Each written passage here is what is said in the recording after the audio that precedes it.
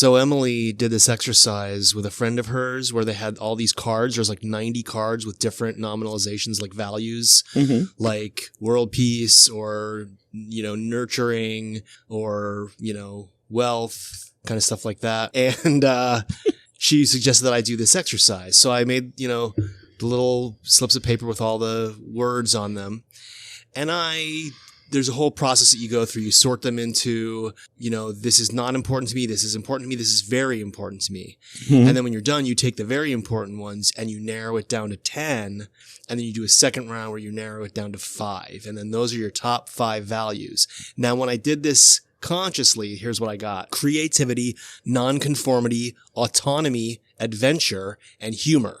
Okay. But then I had those little slips of paper in my pocket, and I got home and I was going to throw them away, and I reached in my pocket to throw them away, and I hadn't grabbed all of them. And when I pulled my hand out, one of the slips of paper, like my hand coming out of my pocket, just like knocked this one out, and it said wealth. And I was like, and when this happens in tarot, like when a card, like you're shuffling and a card jumps out of the tarot deck, that's considered like an especially pertinent message that's being sent to you. Oh. So I was like, oh, this is Fortuna telling me that wealth should have been one of my values.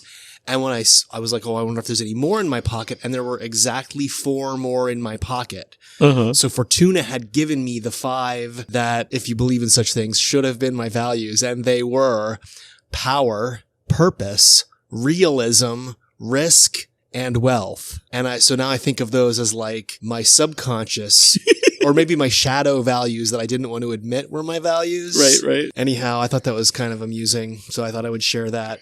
Time for the theme song. Okay.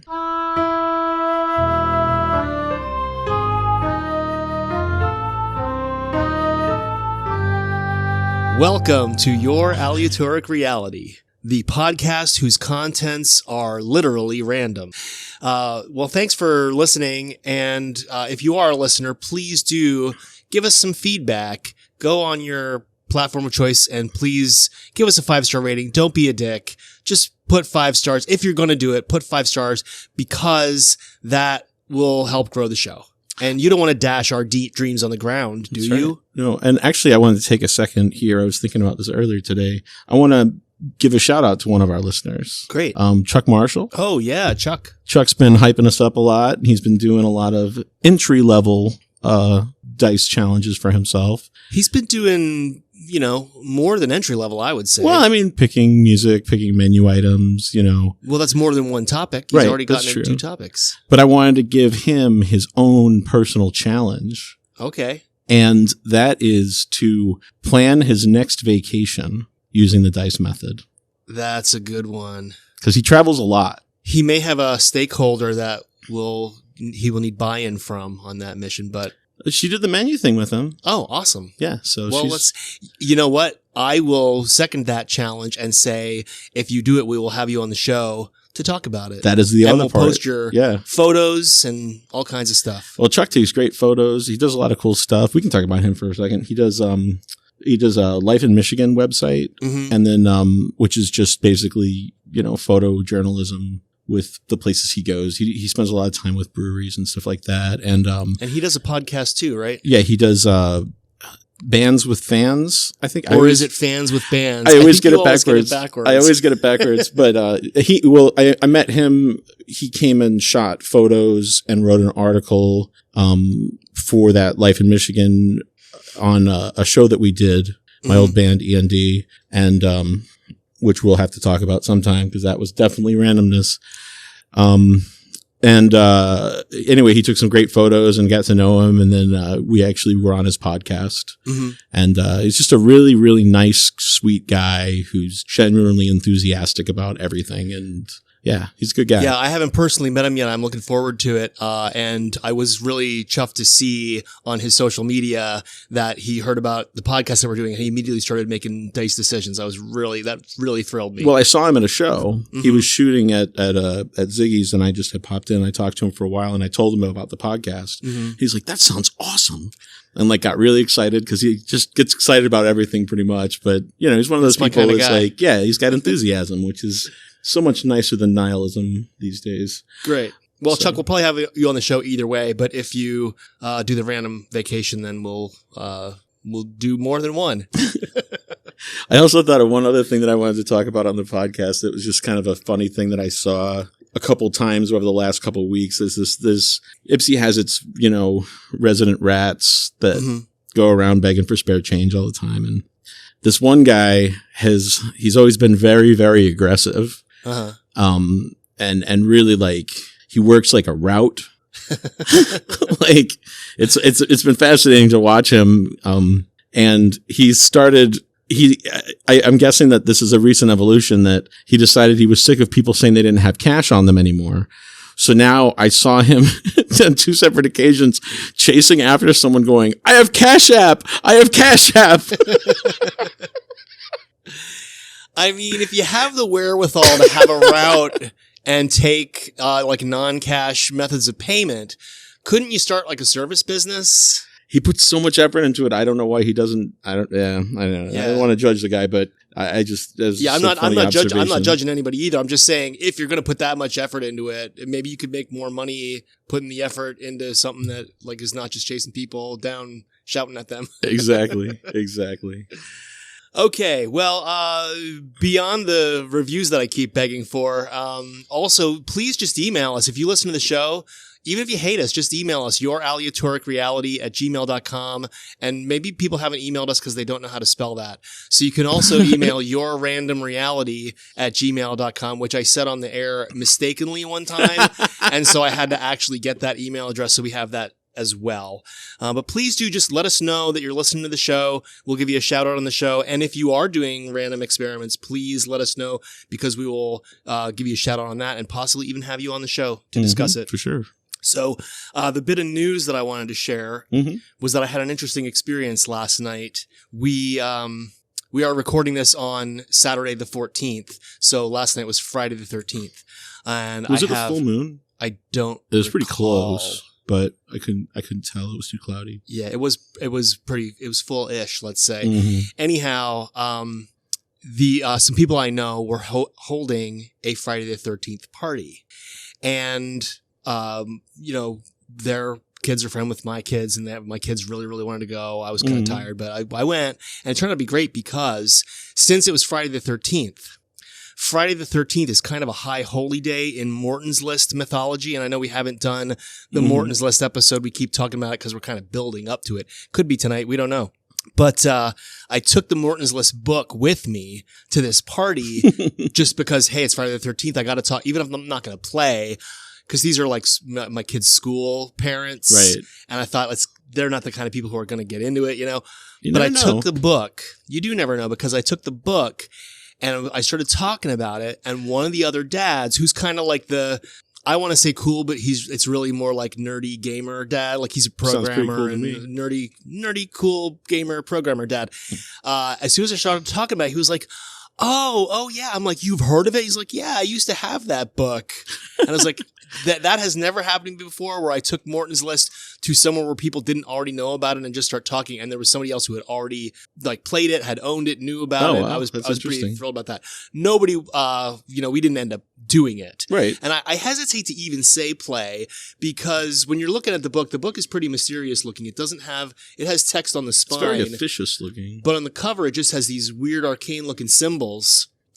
And so, the mother of my daughter's friend, who also happens to be, I don't know if I should even say this on there, but she happens to be the executive director at the school. She's looking at this book and looking a little confused. And then Dave, the other guy, says, calls it a game in passing. And I could see a look of relief on her face that she could finally have something to hang this on. She's like, oh, it's a game. And he's like, well, it's a game in a sense. And I'm like, I'll put it this way. The game of it is like a rabbit hole into a whole lifestyle. Right. And honestly, encountering Morton's List was one of the things that sent me, like when I really rabbit holed into random reality, it was because of encountering Morton's List. There's such great symbols. I mean, there's just really every design piece I've ever seen from those guys is just very, it's just very iconic. It's well designed. It's got a modern a cult vibe. Yeah, there's definitely, it is a little bit culty inherently, and there's definitely people who are very cultish about it. But we're not going to talk much about that now. I just wanted to bring up that I had this Friday the 13th experience. I took Morton's List, and there was somebody, like another dad at the school who knew what it was. I thought that was pretty awesome. It's funny because those images actually make me think of the Paranoia video game and Subgenius stuff. Because they're very similar, like pseudo-occult styles. So yeah. The other thing I wanted to mention was, and this is not an official announcement, but we have started discussing running an event, our first event as a podcast called the Dice Olympics. Now, schedule-wise, I'm thinking of placing this late summer or fall of 2025. So there's plenty of time for us to get more information out about it. But I have started brainstorming some of the events that will be in the Dice Olympics. And at this Friday the 13th event, I also talked about it to some of the other dads, and some of the other dads got excited about it, thought it was a cool idea. And so now I have a pool of volunteers to call on when we run the Dice Olympics. But when we have more information about that, the venue and the date and whatnot, we will certainly be announcing that. Or we might call on listeners for some ideas or their opinions on our ideas. That is a great idea. We can, if you have an idea for a Dice Olympics event, please email it to youraleatoricreality@gmail.com. So let's roll for today's topic. We have 5 possibilities. Have you got your D5 handy? There you go. Is this one true? One true what? Have you done the math on this? Have you rolled it 1,000 times? No, I thought that we were going to do that together. Because I have 2 different Should we do it D5 now? designs. Listeners, do you want to sit here while we roll Damon's die 1,000 times in a row? That would definitely be some Patreon content. All right. I got a 5, which is Morton's List. All right. Well, I guess we're going to talk about that. We're going to talk more about Morton's List. It's fate, some people would say. So I kind of don't know where to start with Morton's List. Why don't you start with the beginning of your introduction to it? So in 2009, I was a member of the Dreamland Puppet Troupe, which was a group of marionettists that worked at a puppet theater sometimes. And we had received a communication from someone who was involved with a science fiction conference in a convention, they call them, sci-fi convention in Detroit, who wanted to do a Cthulhu-themed puppet show.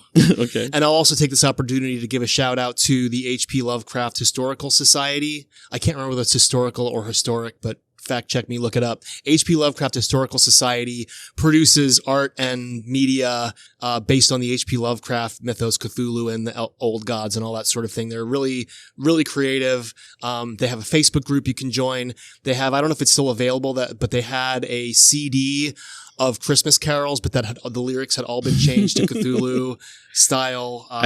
Rudolph the Red-Nosed Reindeer was Freddy the Red-Brained Migo. Nice. I have like 2 or 3 different children's books that are Cthulhu based. One of them's like an alphabet book that's all Cthulhu based or Lovecraft based, and the other one is The Call of Cthulhu by Dr. Seuss. Nice.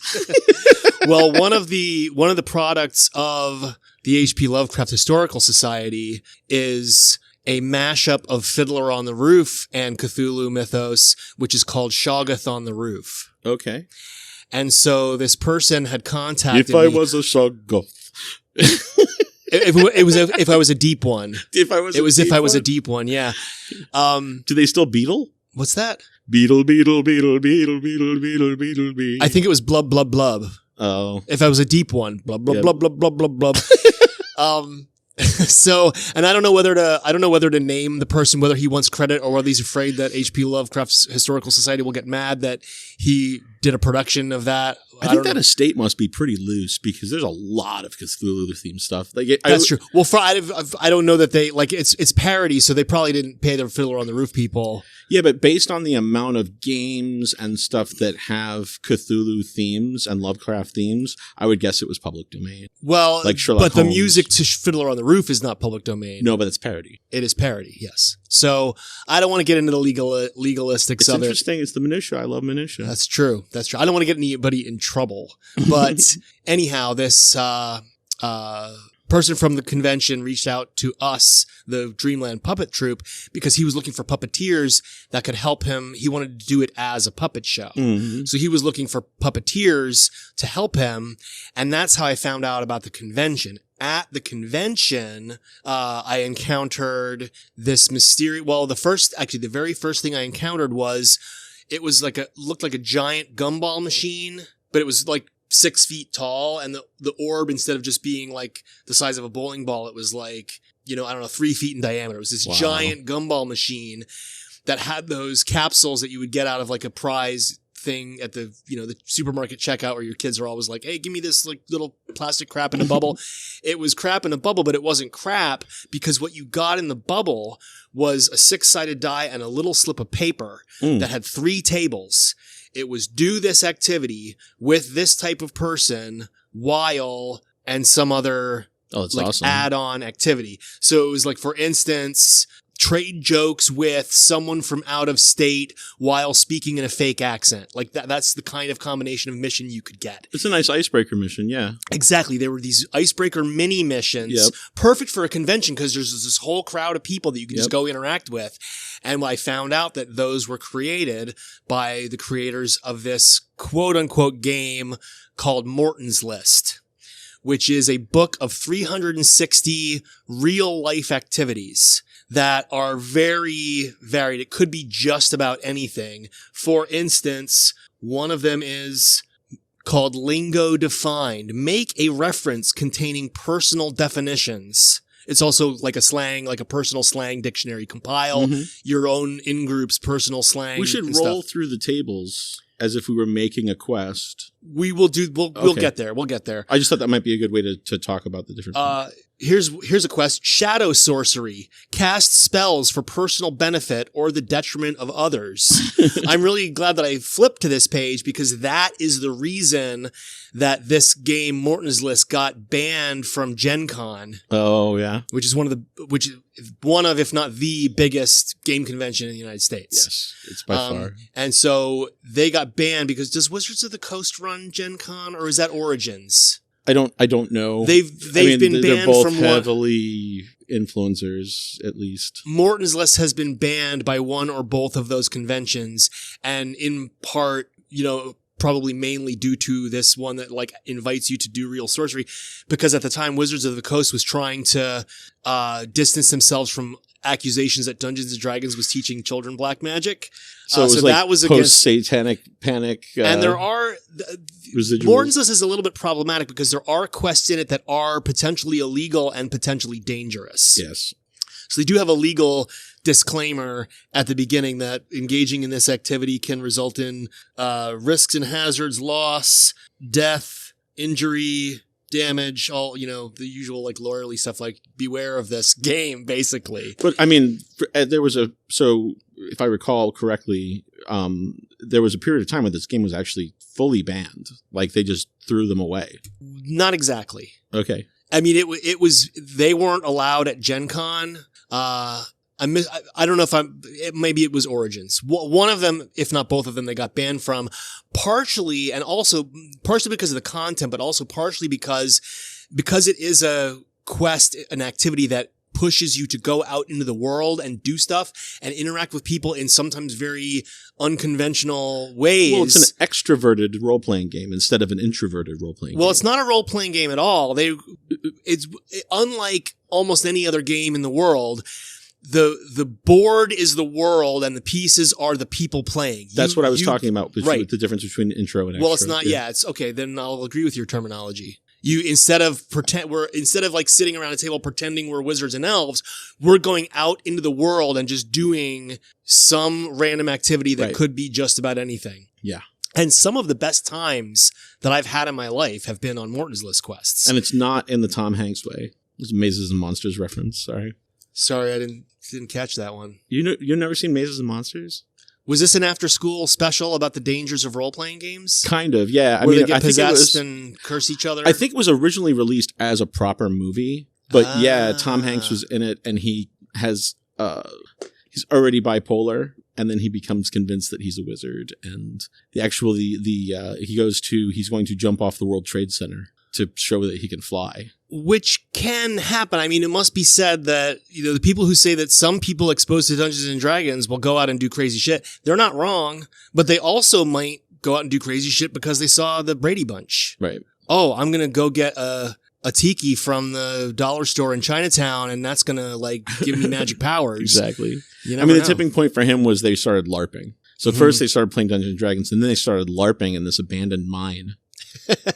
Because abandoned mines are where everybody LARPs. It was very Scooby-Doo, but then it got really weird, and the guy almost killed himself. So yeah, we don't want that. No. But there is not, I'm pretty sure there's not a quest in Morton's list that says kill yourself. So don't do that. But it's a book with 360 different real life activities that you could do. It was originally marketed as the end to boredom was the tagline.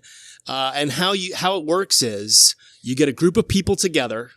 Everybody agrees, you take an oath actually, that you will do whatever is rolled for at least an hour and try to enjoy it. Like make an honest effort to engage in and enjoy whatever random activity comes up. You take this oath before you roll. Mm-hmm. So everybody's just pledging. You're kind of like casting your fate to the winds and saying, the next at least hour of my life is out of my hands and I'm going to do what's in the book with this group of people. Let me ask you a question. So this actually defies your I forget what it's called. The tenets of the Secret Masters of Random. Thank you. Sorry, I'm a little sleepy. But it defies that because that's not a list you made. So there are very potentially things on that list that you don't want to do. Well, on the other hand, it is completely exogenous. Exogenous is one of the tenets, get ideas from outside of yourself. Mm-hmm. So this kind of skews to the extreme of exogenous. It's all things that you didn't choose to list. Mm-hmm. And they also do have a provision in here called moral code, where if you, the inner circle is the group of people who are playing are called the inner circle. This is where it starts to get a little bit culty. They're called the inner circle, and the inner circle as a group can deem a quest, too impractical, or, violates moral code. Like, I don't feel right about doing that sort of thing. Like, if it's like, go, like, seduce a date. Well, I'm married and I don't feel comfortable engaging in this. What if it involves quest. Exercise and you're fat? You could deem it against your moral code if you really wanted to argue that point. Some people might argue, because it also has to be consensus. Right. Fair. And honestly, also, even with the moral code provision, there is, well, I don't know about the second edition. We'll talk about the two editions. In the first edition, there was a quest called Break Your Moral Code. Oh, wow. Yeah. And I'm not sure you can get out of that one by saying, well, that violates my moral code, because that's the whole point of that quest. Right. They might have taken it out because they've done some, in the second edition, they've done quite a bit of revision, partly to update it, because like in the original Morton's list, which came out in 2000 or 2001, do we want to fact check ourselves here? Probably. I'll look up Morton's list on Wikipedia and also take this opportunity to say that I was the person who created the first Wikipedia article on Morton's list that didn't get deleted. They had tried a couple times to do a Wikipedia article and they got deleted as being just marketing. There's a thing where like, if this is just like a company trying to market their product, we'll delete it. And so I went in and I got like sources, like articles that had been written about Morton's list. So I sourced it and I did it in proper Wikipedia style to get the Morton's list article to stay. It's way evolved from when I did it originally, but you got it to stick because you were a third party. I got it to stick because I was a third party and I followed the rules of Wikipedia. So Morton's list, when was it originally published? 2001 by Dark Carnival Games. Which leads us to the Insane Clown Posse connection. So one of the co-creators, there are 3 co-creators of Morton's list, one of whom is Robert Bruce, the brother of Joseph Bruce, who is better known to the world as Violent J of Insane Clown Posse. And that's a bit problematic because, for one thing, because Rob Bruce Jumpsteady is Violent J's brother, people unnecessarily associate Morton's list with ICP. They're separate. They're completely separate creative works. ICP did give or loan Jumpsteady money to start Dark Carnival Games and publish the book, but they were not involved in the creation. Oh, I always assumed because it was Dark Carnival Games that it was their company. I can't speak authoritatively on the ownership of Dark Carnival Games, but I'm pretty sure that was the three creators, Rob Bruce, Ninja Nate. Because there's in the Juggalo world, I also don't know if I'm allowed to say their legal names. But as published, they were credited as Robert Bruce, R. Jesse Deno, and Nathan Andron Fosty, which is on the Wikipedia page source. No, the ICP affiliation didn't hurt the game. It didn't, because they took it to the Gathering of the Juggalos and sold it and played it and ran events there. So I almost want to say, unfortunately, I don't want to get hate mail from Juggalos, but it's to me kind of a shame that it got pigeonholed in that way, because I don't think Morton's List should be just for Juggalos. I think it should be I agree. For very large audience. And also, unfortunately, when you talk about ICP, you also talk about, regardless of how you feel about ICP, it's ridiculous that they're called a gang by the FBI. Oh, that is completely ridiculous. I was just talking about that at the Friday the 13th party, where the Juggalos marched on Washington to protest being put on the FBI's gang list. And on that day, there were more Juggalos in Washington, D.C. than Trump supporters, because Trump was having a rally. And the Juggalos outnumbered the Trump supporters, which I think is awesome. If nothing else, kudos to Juggalos for that amazing accomplishment. I doubt there's a lot of crossover in that pollination. You never know, but Juggalos do tend to be for one thing, very anti-racist. Yes. And there are a lot of people with good reason that accuse Trump of implicit racism. Let's not talk about that or that guy. Anyhow, where was I? The book. Yeah, we were talking about the Inception. I was talking about the Inception. Oh, the beginning of you were 2001, written by these three guys. In 2001. These three guys put together this book, published it under the banner of Dark Carnival Games. You were talking about how it went, quote unquote, banned. It didn't get banned. Well, they weren't allowed to go to these game conventions. But then what happened is was it 2012? 2012 was when the supposed Mayan apocalypse was. So they took the remaining copies of Morton's List, and this is 11 years later. They took the remaining copies of the original Morton's List book to Mexico. They did a big changing of the Baktun or whatever that was called when the Mayan calendar rolls over. They did a big kind of ritual. They did Morton's List quests, and then they threw the remaining copies into a volcano. According to lore, I wasn't there. I don't know if they actually threw them into a volcano, because that sounds like there's some logistics involved that I'm not entirely sure. Yeah, I don't know that you could get close enough to throw anything into a volcano.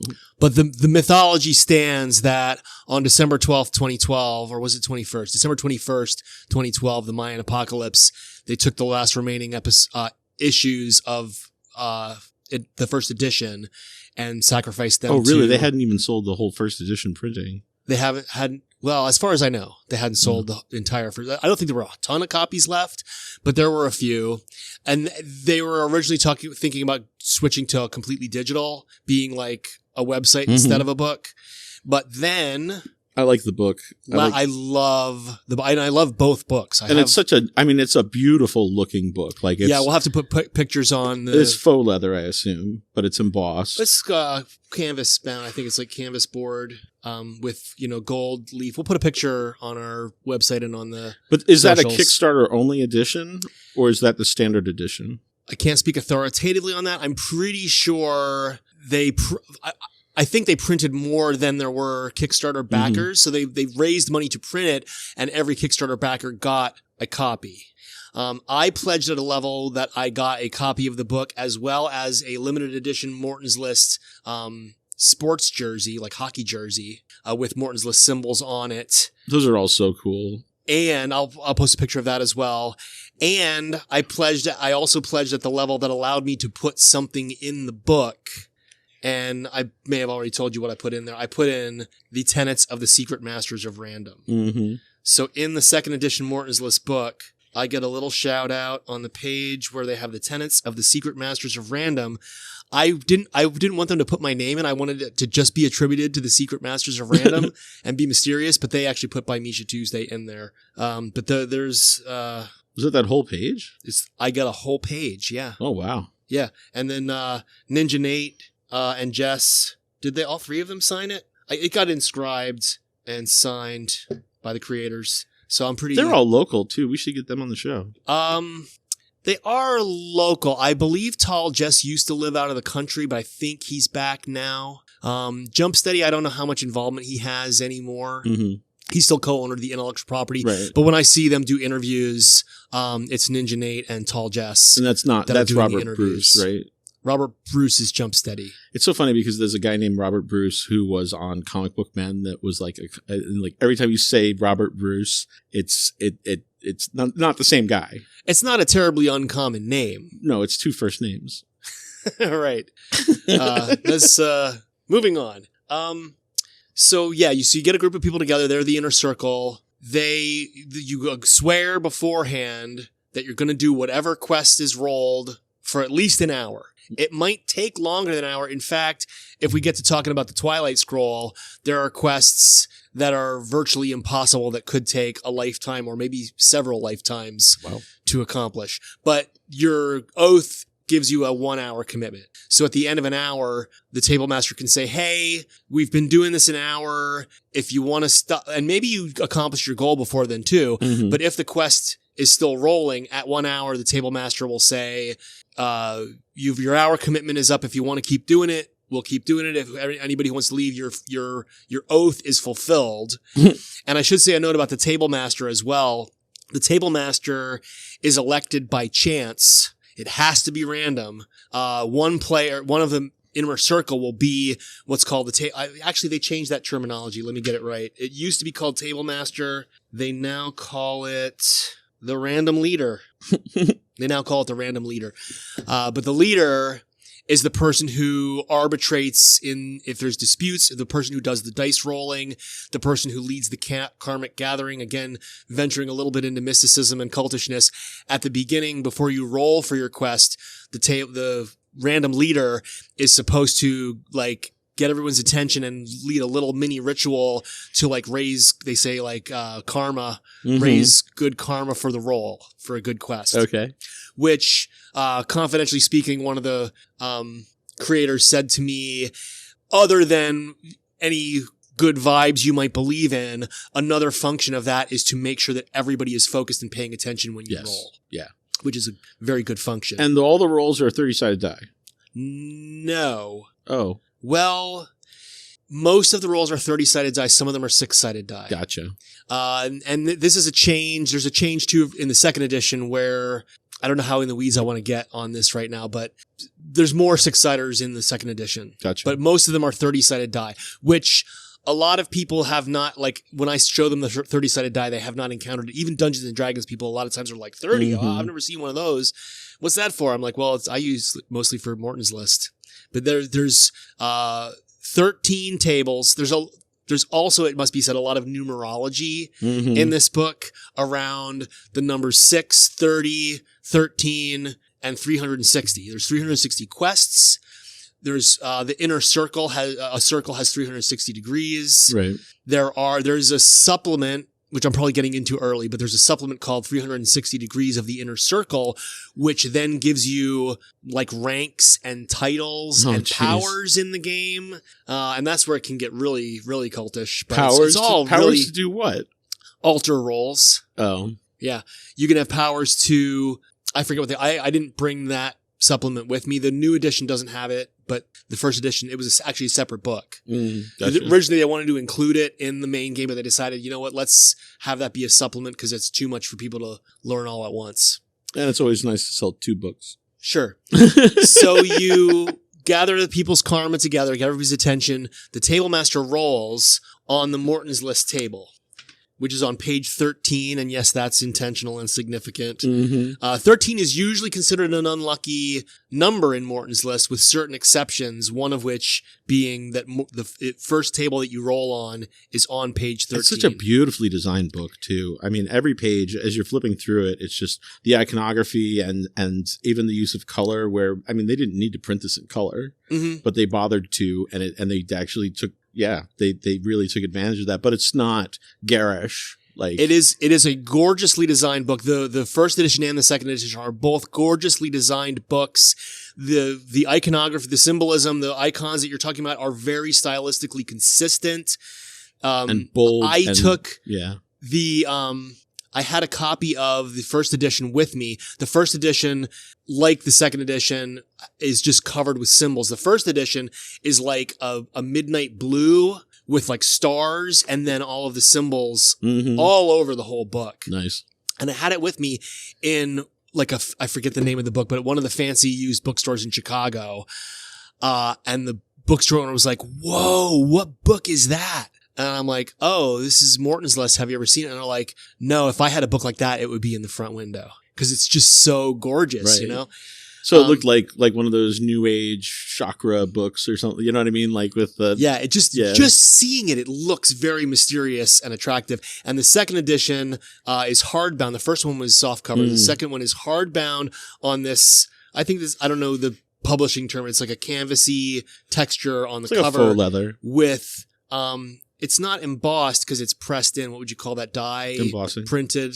Is it embossing? It's gold with gold embossed symbols, and on the spine it says Morton's List. But there's symbols on the front and the back. It's just a gorgeous, gorgeous book. And you it reminds me of the Hitchhiker's Guide that I have. Yeah, the leather-bound one. Yep, yeah. I love that thing. Yeah. All right. Well, I'm chaotically working through the steps of the game. After the table master rolls, you roll on Morton's List, which then will direct you usually to one of the what they call the 9 prime tables. The 13 now, tables who is are Morton? further. That was not revealed for many, many, many years. For a long time, it was a central mystery of the book. Where the fuck did this name come from? Right. To the extent that the final quest in the Twilight Scroll said "Find Morton." And all of the quests in the book have pretty lengthy descriptions of what you should do and how to approach it and some ideas to get you started. The one that says "Find Morton" had no description, no other text other than "Find Morton." And that was the last one in the book. Wow. They did ultimately reveal the source of the name. And let's just save that for a later episode because I would like to keep the mystery alive a little bit. Okay. So let's just say for now that we don't know who or what Morton is. So you roll on the first table, the Morton's List, which will take you to a table. And the tables are generally grouped by category. Like these are good daytime activities. These are good nighttime activities. Some of them, like there's a grouping of social activities or what's called vision quests, which are more like mystical or artistic quests. So they're kind of grouped by category. You roll for a category, then you go to that category and you roll for a quest. That's a little bit simplified. Let's just do it. I'm not even through the process yet. Okay. Yeah. Sorry. Anyhow, after you roll a quest, they are also open to interpretation. So the group has to discuss. It used to be called the Winds of Change. I don't know if they have a different name for that phase now, but the group discusses, well, here's the directive of the quest. How are we going to interpret it that everybody's going to get maximum enjoyment, things that we're capable of, things that we will enjoy to do. So there's a little bit of a negotiation phase. How exactly are we going to implement this prompt? And then once you decide, that's when your hour starts. And then the inner circle goes. Sometimes it could be chill. It could be watch an old movie, or it could be taking you out in the world, like go have an off-road race. The possibilities are really limitless. Yeah. And then one not final, but a big portion that I haven't mentioned yet is used to be called Mutations and Deviations. And now in the second edition, it is the mutagen roll, which can give you a fusion or a mutation. These are changes to or add-ons to the quest that you would normally... in the first edition, one of the rolls on Morton's List would direct you to get a mutation or a deviation or both. But now in the second edition, when your initial roll for a quest, you roll a 6-sider for whether or not there's a mutation or a fusion, and then a 30-sider at the same time for Morton's list. So you kind of get both that out of the way in one phase. They simplified that part of the process. So now, having explained in detail the steps, we will do an example. This isn't an actual Morton's List quest for a couple of reasons. There's only 2 of us here right now. You can theoretically play with 1 or 2 people, but it's generally recommended for 3 people and higher. I don't generally consider it really a Morton's List quest unless there's at least 3 people. And also, we're not taking the oath. Right. We're just doing this as an example of what might happen if someone were doing a quest. The first thing we would need to do would be to randomly determine which of us is the leader. Okay. And the rules also say that you don't have a leader in the first edition. Like, you don't have a leader if you have 2 people. But just to show the process, you and I will roll. And you can do this by any random method. You could draw straws or whatever. I think it's simplest to just roll. We're just doing opposing Z6s, right? A top high number is leader. I got a 1. You got a 4. You are the leader. All right. So I'm handing the book to Damon, and he will have to roll a 6-sider. And this has happened to me a lot. So you do the mutagen first? You do. I think sure. You can do them at the same time or in succession. But before you roll, I wanted to just mention that it has happened to me countless times where I bring Morton's List to a party or an event or something. I get together a group of people who have never heard of it, and they're like, sure, I'll try it.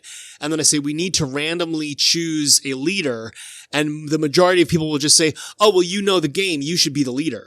I by the rules of the game and the spirit of the game, I literally can't be the leader. We have to randomly determine a leader. Nice. So it's very often happened that someone who had never heard of this thing was the leader of the inner circle. All right. So mutagen roll. Let's roll that. So a 1 to 2 is fused, a 3 to 4 is baseline, and a 5 to 6 is a mutation. I got a 2, so it's fused. All right. So it says 1 to 2 fused. Combine 2 quests. First, roll the table and quest as usual. Note the quest page number before reading further. Okay, so we'll do that. So roll a 30. But typically this would be done with a ritual and... You would do a karmic gathering to focus everyone's attention. Only for the 30, though, not for the first roll. For any roll you want. Yeah, you're the leader.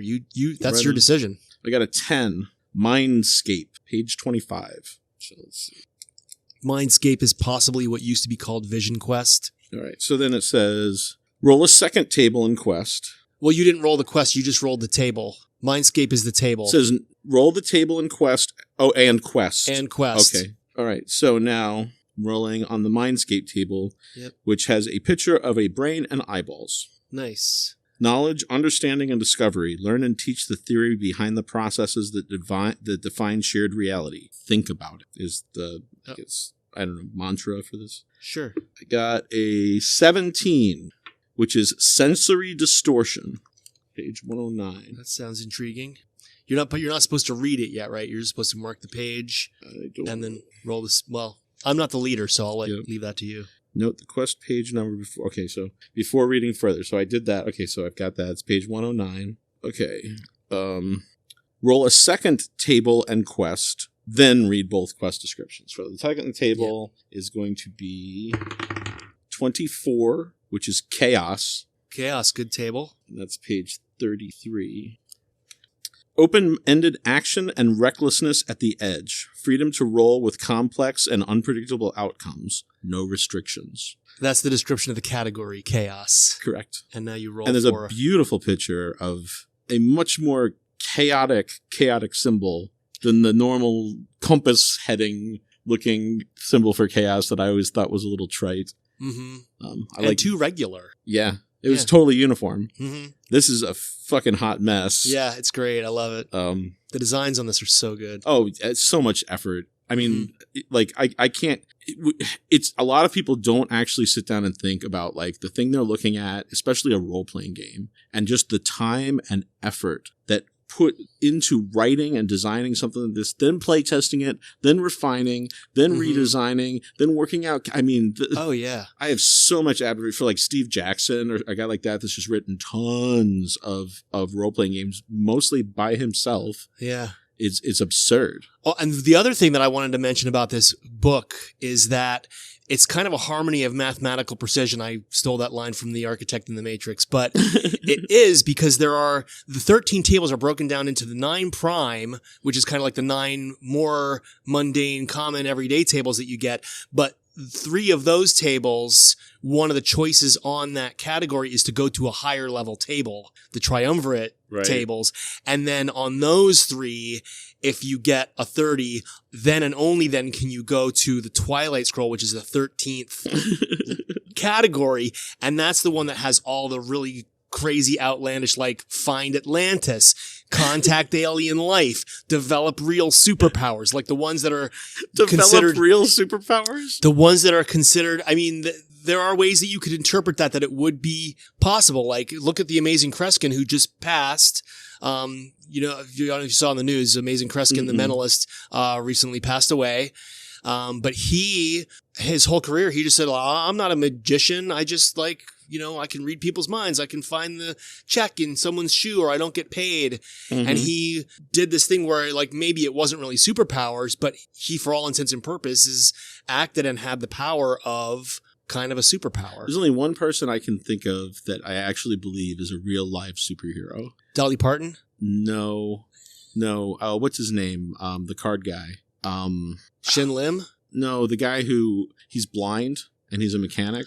Oh, yeah. You showed me his videos. I don't recall his name. I can't remember his name. Show notes. There was a documentary called Dealt about him. And he's been progressively getting blinder and then went completely blind at the age of 13. His hobbies his hobbies include motorcycle racing, kung fu or some kind of karate. He's a double black belt or whatever the highest rank. Yeah. And he's a fantastic card mechanic to the point he was on Penn and Teller Fool Us and it was just a joke. I mean, they just gave him the award immediately. But he's a high achiever. Yeah. He's blind and he can take a playing card deck, have everybody else shuffle it and then reshuffle it and then flay it out and it's in the original order. Nice.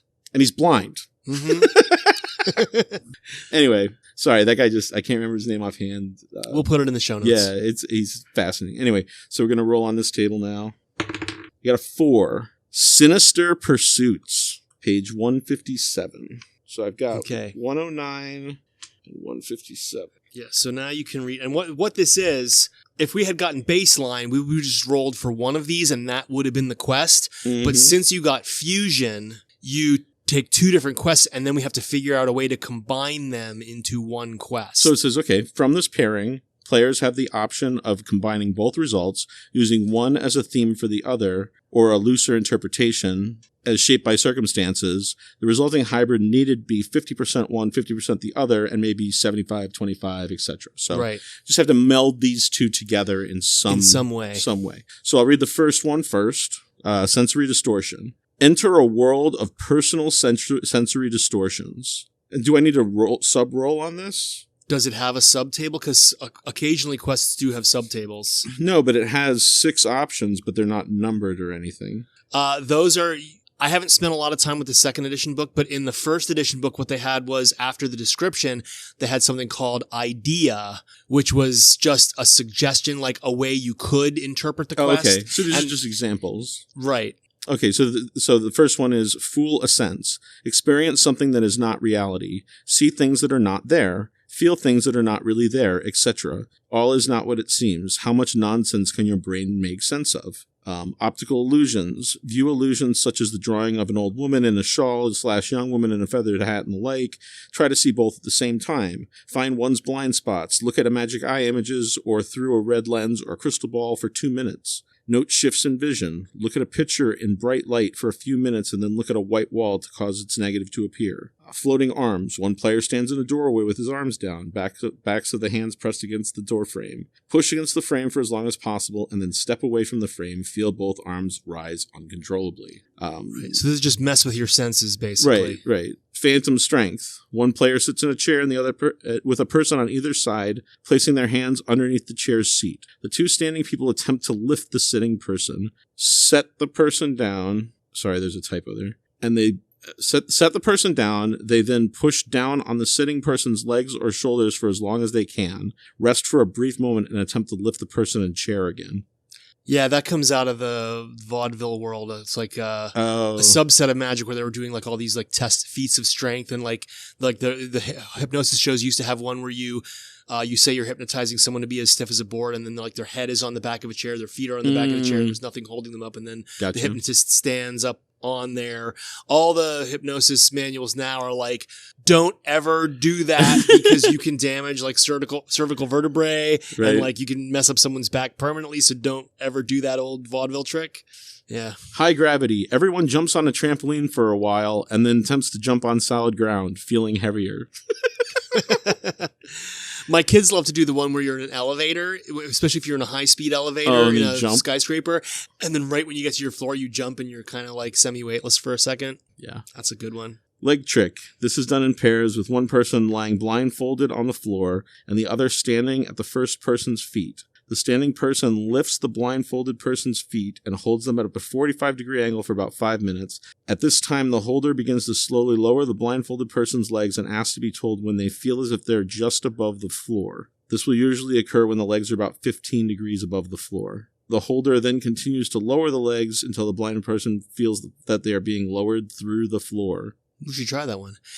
But these are all just suggestions of how you might interpret the essential directive of mess with your senses. Okay, so then Sinister Pursuits is the other one we got, right? Yeah. Okay. Learn about or practice illicit activities. Here's one of those potential moral code violators. Right. Setup. Find gear for a variety of entries. Bendy wire, inflatable pry bar, firefighter swipe tool. Talk to real criminals. Perhaps a friend or family member who is a known convicted or incarcerated criminal. Seek those who break the law. Drug dealers, gangsters, shoplifters, burglars, etc. Learn their secret argot. Argot, like slang. Oh, secret argot and attitudes. Morals, background, psychology, etc. Criminal techniques. Learn about crime prevention and how to protect oneself and personal property. Attempt to pick locks to better understand how to stop intrusion. Put together a kill kit. Complete with rubber gloves, zip ties, bone saw, contractor bags, duct tape, baby wipes, etc. Attempt to break into a player's house to see where the weaknesses in the home defenses are. Test the anti-shoplifting measures at a store after getting permission from the owner beforehand.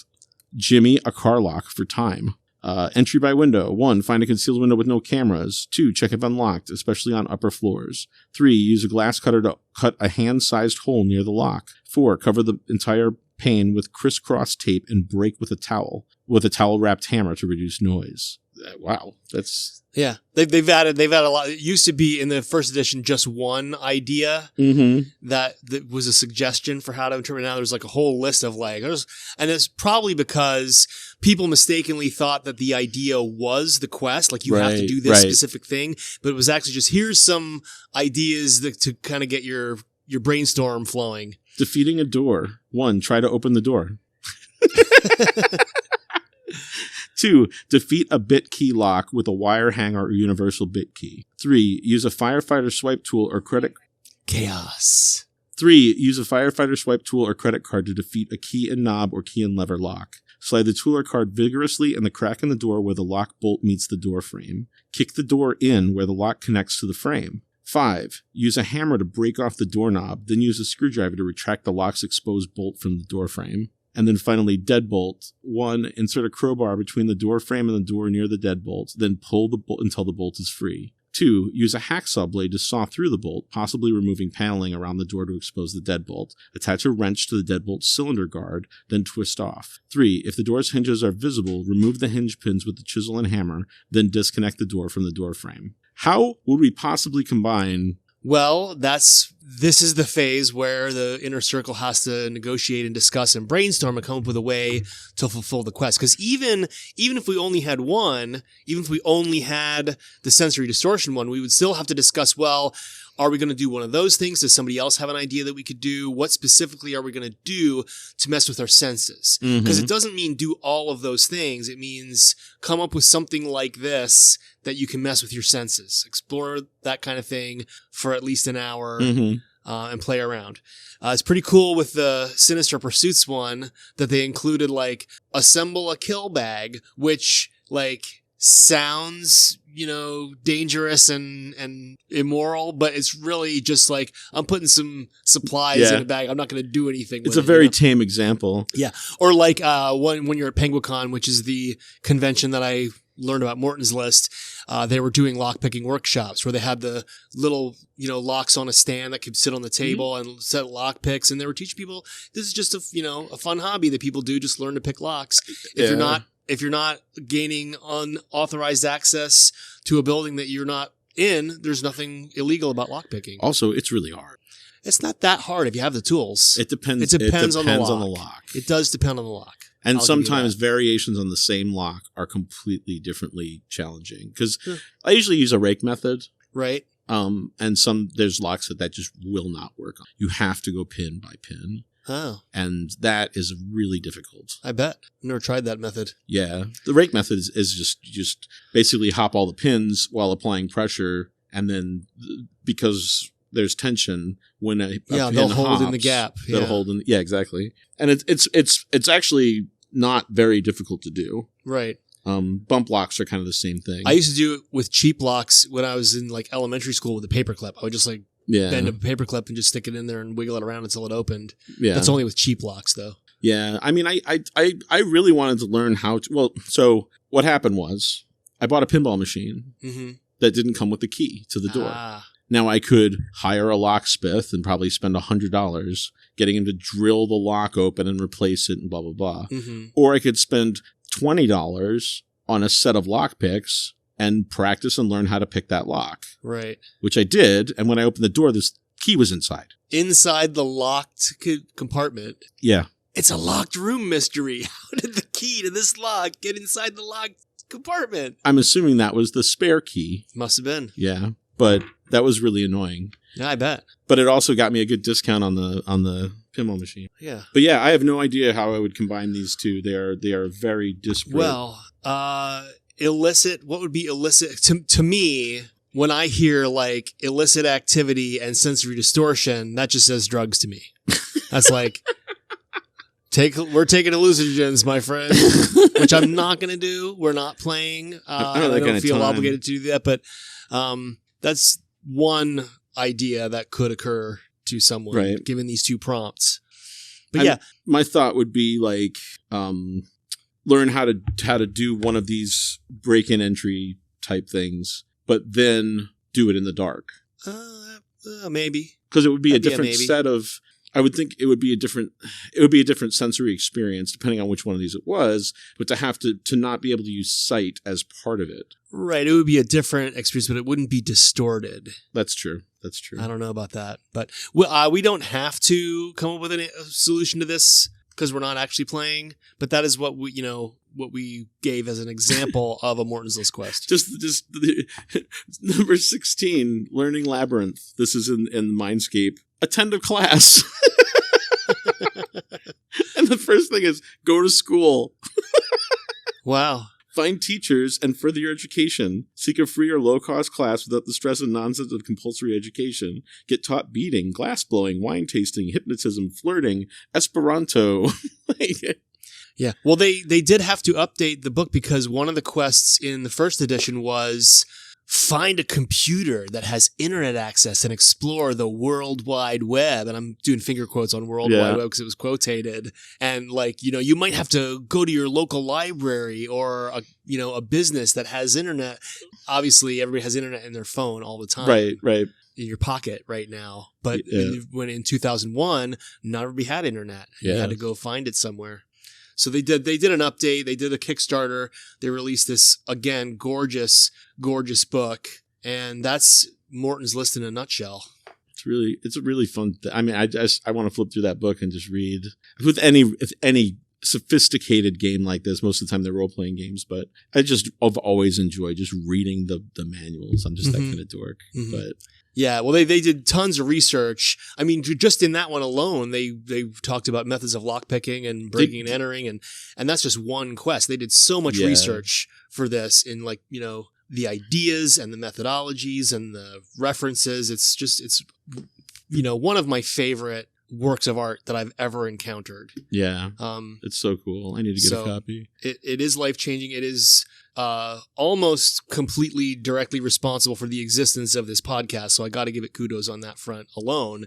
But it is also just a very intriguing, philosophical, mysterious, and pattern-breaking activity that you can engage in. For sure. This is if rolling for a menu item is the kindergarten of random reality, this is the PhD program. Yes, for sure. Or at least the varying degrees of study to that PhD program, right? Yep.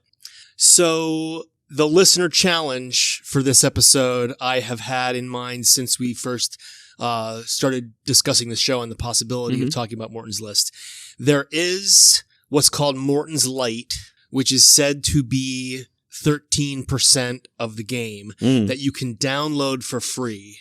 We will put it in the show notes. Get your listener challenges. Get Morton's Light. If you want to go for the whole book, more power to you. Yeah. First edition can be found on eBay, although usually the prices are ridiculous. Yeah, they were over $100. And the second edition, I don't know offhand where it's available or how you can get a copy, but I will find that out and put it in the show notes. But if you want to go for the full book, please, by all means, it's even if you're just going to put it on your shelf, admire it, and read through it, it's worth having.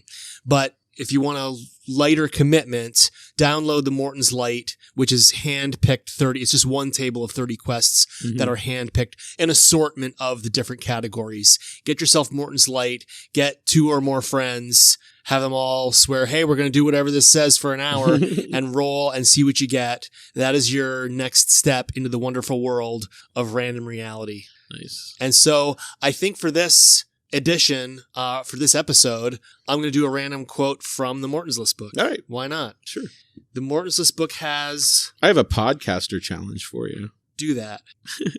I challenge you to contact those guys and get them as guests on this show. I will do my best. I mean, I know Ninja Nate, not, I wouldn't say we're tight friends, we're acquaintances. I know him. He knows me. I could get in touch with him and see if they'd be willing to do it. Awesome. There are 360 pages in the Morton's List book because 360 is one of the significant numbers. They did that on purpose as well. So I am going to go to yar.quest/tools, which, as we mentioned in the divination episode, now has a Tarot Mystic Challenge widget and a Venerable Oracle, the I Ching widget on there. It's super impressive. Get yourself some divination. Well, I've spent a lot of time on it. So I'm going to go to the random number generator on yar.quest from a minimum of 1 to a maximum of 360 and generating the number 123. How weird is that? Page 123, turning to it now, and looking for a nice sound bite. Adopt a new hobby. Look for videos of especially obscure or technically complex hobbies. Decide on something more realistic. Go to a local hobby store and decide on a new activity to get into. That is one of the quests that you could get should you acquire a copy of the second edition of Morton's List. And with that, thank you so much for listening. We appreciate you. Please tell a friend, rate us, and send us an email.